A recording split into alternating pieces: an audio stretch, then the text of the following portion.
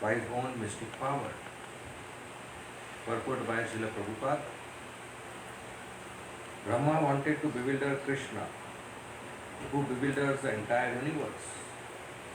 The whole universe is under Krishna's mystic power, MumbaiMay Durataya. But Brahma wanted to mystify him. The result was that Brahma himself was mystified, just as one who wants to kill another may himself be killed. In other words, Brahma was defeated by his own attempt. In a similar position are the scientists and philosophers who want to overcome the mystic power of Krishna. They challenge Krishna, saying, "What is God? We can do this and we can do that." But the more they challenge Krishna in this way, the more they are implicated in suffering. The lesson here is that we should not try to overcome Krishna. Rather, instead of endeavoring to surpass him, we should surrender to him. Sarva dharman parityajya mam ekam sharanam vraja. Instead of defeating Krishna, Brahma himself was defeated, for he could not understand what Krishna was doing. Since Brahma, the chief person within this universe, was so bewildered, what is to be said of so-called scientists and philosophers? We should give up all our tiny efforts to defy the arrangement of Krishna. Instead, whatever arrangements he proposes, we should accept. This is always better, for this will make us happy. The more we try to defeat the arrangement of Krishna, the more we become implicated in Krishna's Maya. Daivi hai esha gunamai mama Maya durataya.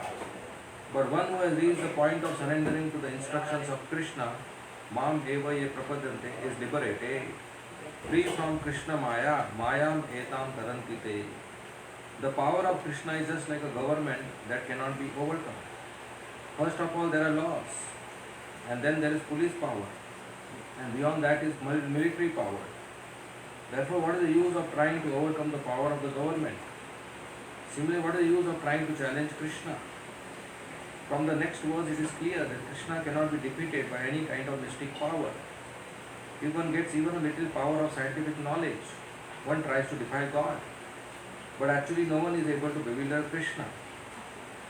When Brahma, the chief person within the universe, tried to bewilder Krishna, he himself was bewildered and astonished.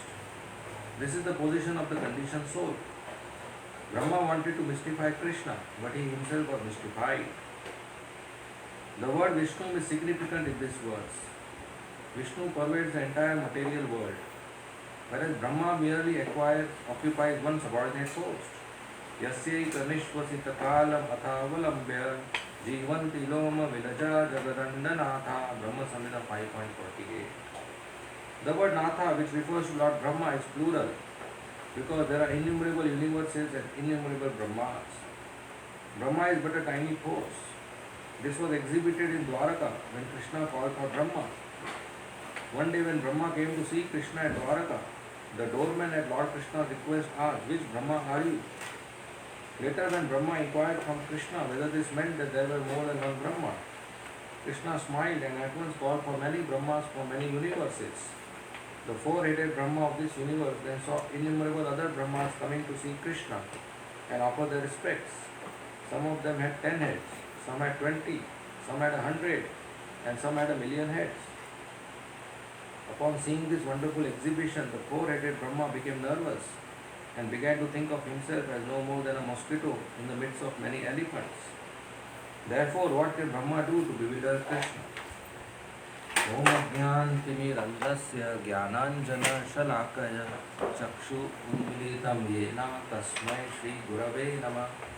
Nama Om Vishnu Padaya Krishna Preshtaya Bhutale Srimate Bhakti Vedanta Swami Kutinamine Namaste Saraswati Deve Gauravani Pracharine Nirvishesha Shunyavadi Paschatya Deshatarine Jai Shri Krishna Chaitanya Prabhu Nityananda Shri Advaita Gadadhar Srivasadi Gaur Bhakta Vrinda Hare Krishna Krishna Krishna Hare Hare Hare Rama Rama Rama Hare Hare.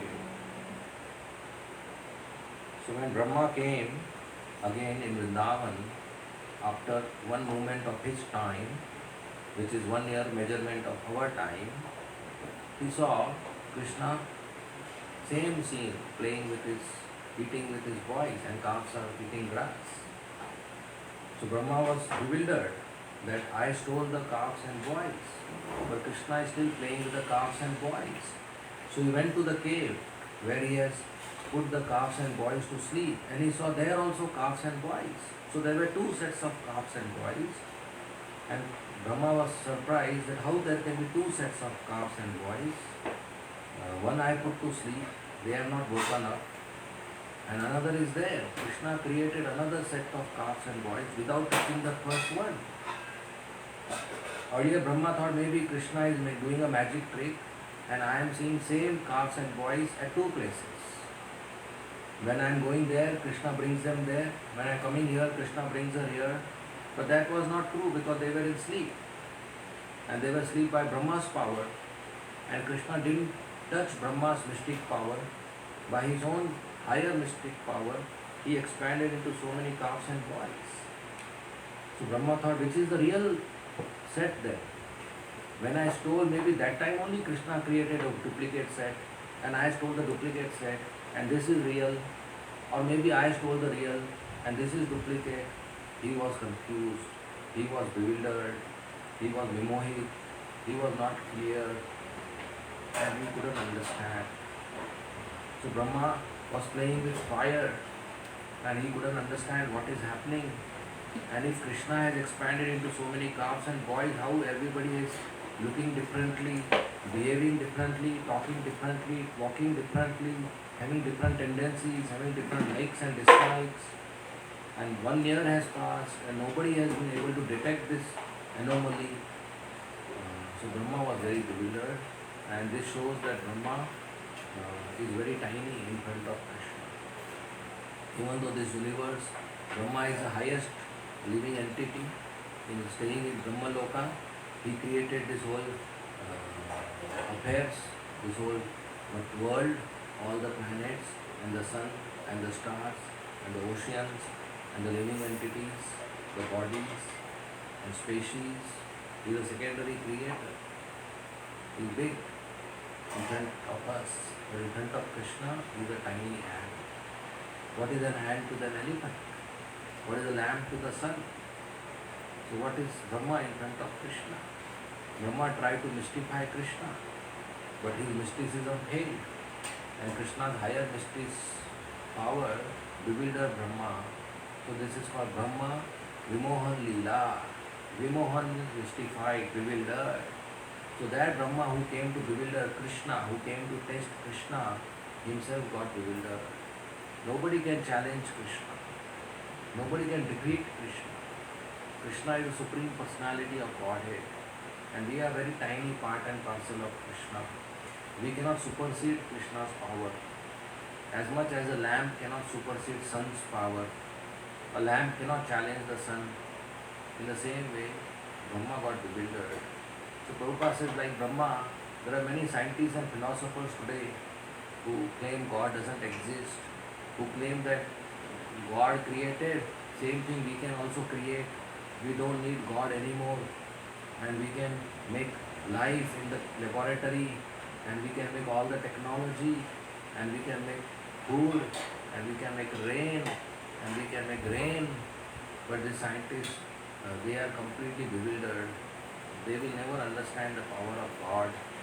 Just by one small coronavirus, every country and every scientist and every leader was on their knees. They couldn't do anything, and they had to lock down the country, and so many people got killed, and so many got affected, and so many false things happened, and they were completely bewildered. And now people are fearing God more than before they were doing before COVID. So much so that now, at least in India, I have seen the number of people visiting temples have increased. The number of people performing religious activities have increased, because now they are having this additional fear of pandemic, of COVID virus, that anything can happen. Nature is more powerful than us, which is of course, Krishna is more powerful than us. So Krishna's achintya shakti, mystic potency, nobody can understand. Just take a coconut water. which we drink so easily. The tree of coconut water you see is very long, and the coconut is on the top. So from where does the coconut get water? From down. But there is no pipe and there is no motor. How does the water go from lower level to higher level? Water is supposed to go from higher level to lower level. But if water has to go from lower to higher level, you need some energy, some force, some motors. But there is no motor and there is no pipe. So how did water go up? And second thing is, below there may be drainage, may be muddy water, but up you will have sweet, nutritious mineral water. How does it get filtered? From where did the nutrients come from when they were not present in the below muddy water?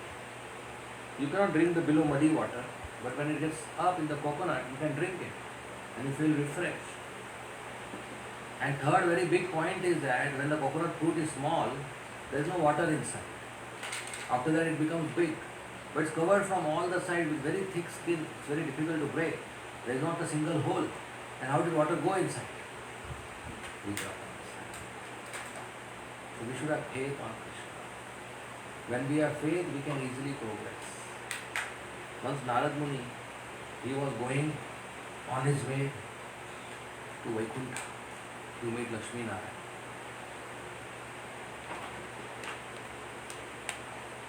So in the village there was one cobbler.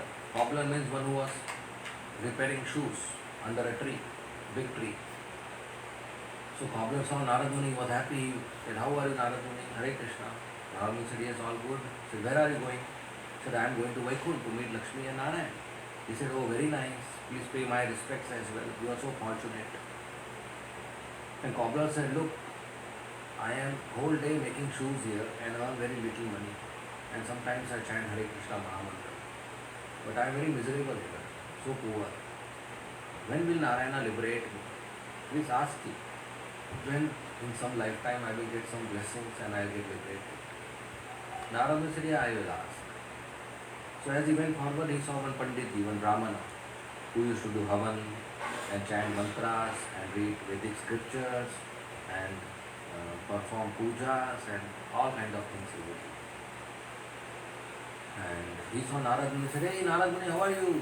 Hare Krishna." He said, "Yeah, I am good." He said, "Where are you going?" He said, "I am going to Vaikuntha to meet Lakshmi Narayan." He said, Come here. Can you ask one question for me?" He said, "Yeah, what is the question?"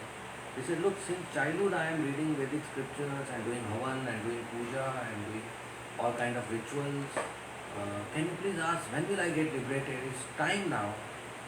I should get liberated now." He said, "Yes, yes, I will ask." So Narad Muni went to Iskcon. He did service to Lakshmi Narayan, paid obeisances, take darshan.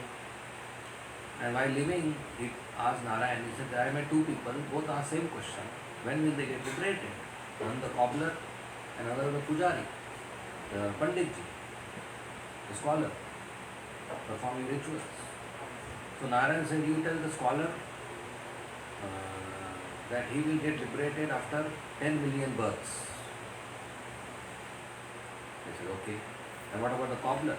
He said, "You tell the cobbler, he will get liberated this lifetime." Narad Muni was surprised. He said, "How come?" Narayan said, "Don't worry, you will understand." Narad Muni said, "Okay." So as he was leaving, Narayan said, "Look, Narad Muni, when you go down, people may ask you, what was Narayana doing up?" He said, "Yes, they may ask me." He said, "Then what will you answer?" He said, "What should I answer?" He said, "You tell them Narayana was putting an elephant in the eye of a needle." Narayana said, "What you are speaking?" He said, "Yes, yes, don't worry, you just tell them." So he came down, he met the scholar Panditji first. Pandit said, "Narad Muni, you came back?" He said, "Yes." He said, "How was everything? Your trip was okay?" He said, "Yes." He said, "Did you ask my question?" He said, "Yes." "What did Narayana say?" He said, "Look, I know you are doing rituals since childhood and you are very nice pujari and nice havan, yajna, nice brahmana, you recite the Vedic mantras and Narayana said, very quickly in 10 million births you will get liberated." As soon as he heard this, he became angry. He said, "What? Since childhood I am performing all the rituals and 10 million births? I don't agree with you. Did you really go to Narayan?" He said, "Yes." "Did you really ask or you are making it up?" He said, "Yes, I asked." He said, then tell me what was Narayana doing? Give me proof. He said, I saw Narayana putting a huge elephant in the eye of a needle. He got more upset. He said, are you a foolish person? Nobody can put elephant in eye of needle. And why will Narayana do all this time pass? You never went. And he abused him like anything. Narad Muni thought, I just obeyed Narayana and got abused. I didn't make up anything. I just obeyed Narayana. Just answered what he answered. Okay, then he went to the forward and he met the cobbler. The cobbler was happy to see Narad Muni. And again same conversation happened. And he said, Narad Muni, did you ask Narayana my question? He said, yes, I asked. He said, you will get liberated this life. He started dumping and dancing, Hari Bol, Hari Bol, Hari Bol. I am so fortunate. I hardly do any bhakti. And my Narayana is so merciful that he is giving me liberation even though I am not qualified. He was very happy. He said, sit, Narad Muni, tell me some pastimes. Tell me what Narayana was doing. My beloved Narayana. Now Narad Muni, if I tell him what he was doing, he will also abuse me. But then he had to obey Narayana. So he said, look, when I went, I saw Narayana had a needle and he was putting a very huge elephant in a small eye of the needle. Hari Bol! He started dancing. He said, wow, Narayana is so powerful, so inconceivable. He can do so many nice pastimes. He can do wonderful activities. Narayana said, hey, wait a minute. Do you really believe that this is possible? Somebody can put an elephant in an eye of a needle. So the cobbler said, look, Narad Muni, this tree, I am sitting under this tree for many years, such a big tree. This such a huge tree, gigantic tree, was in this small seed. When Narayana can put such a big tree in a small seed, why can't he put an elephant in the eye of a needle? He can do anything. Then Narad Muni understood, this fellow has more faith than that fellow. This cobbler is simple, but he has more faith than that scholar Pandit. And that's why he is going back home now, and that will take 10 million dollars. So we should have faith on Krishna.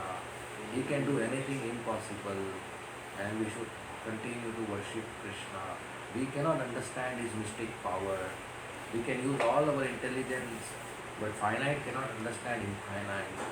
So these scientists and philosophers and leaders of the society who try to defy God, who try to preach God doesn't exist, they should stop that.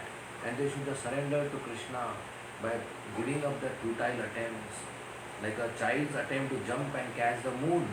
But that's not possible. So Brahma thought like that and he failed. In fact, Brahma was bewildered even when he came to Dwaraka. There's a story when Brahma came to Dwaraka, the guard of Dwaraka asked Brahma, which Brahma are you? He was surprised. There's only one Brahma in the universe. So he said, I am the father of 4 Kumaras. So then he was allowed to take darshan of Dwarkadish Krishna. Then he asked Krishna, why did the guard ask me which Brahma am I? Are there more than one Brahma?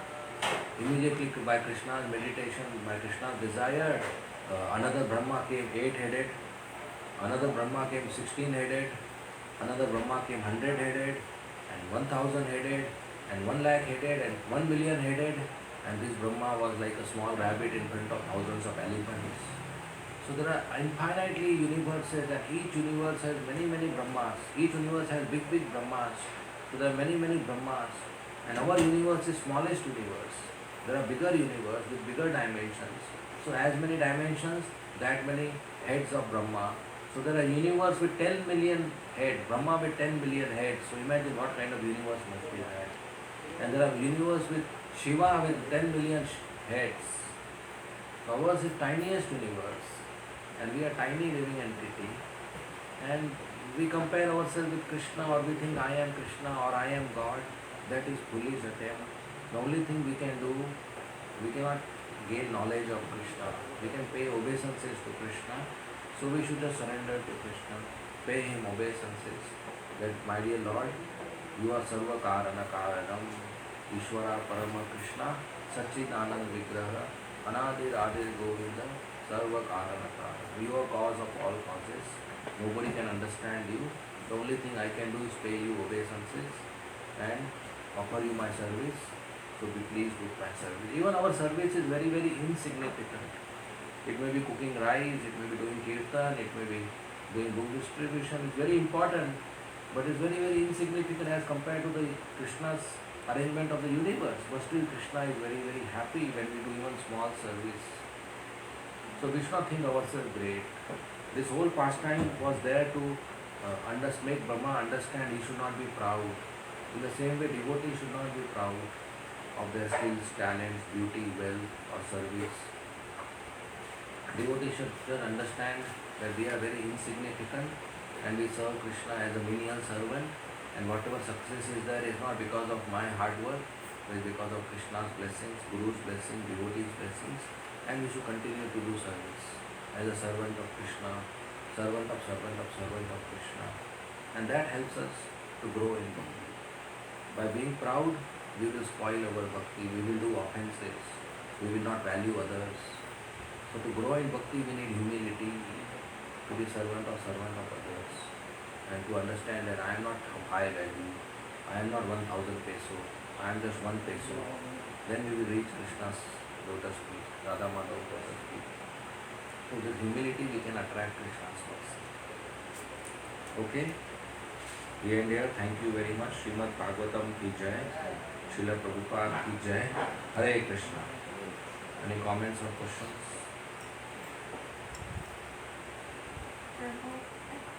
Yes. My question.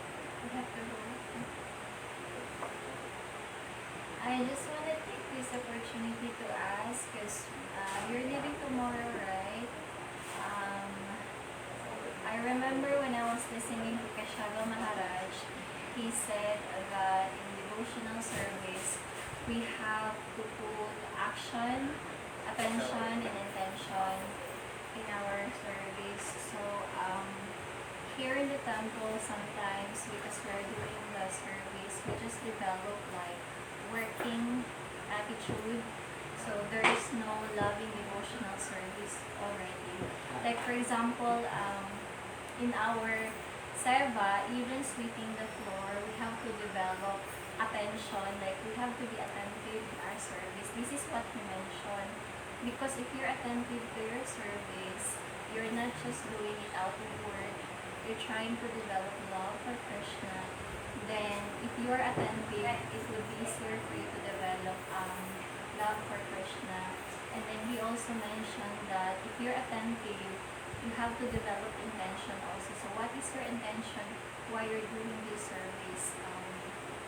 So my question is, how can you help us, especially the management, Mother Indravati, because sometimes she is struggling with some of my beloved brothers and sisters with their schedules. They're not be able to be attentive in following their schedules, even we write it already in the board. So what would be the best approach that even we have hectic schedule outside, we will not be able to neglect also our service here in the temple. So maybe you can advise us so we can develop more attentive in our service.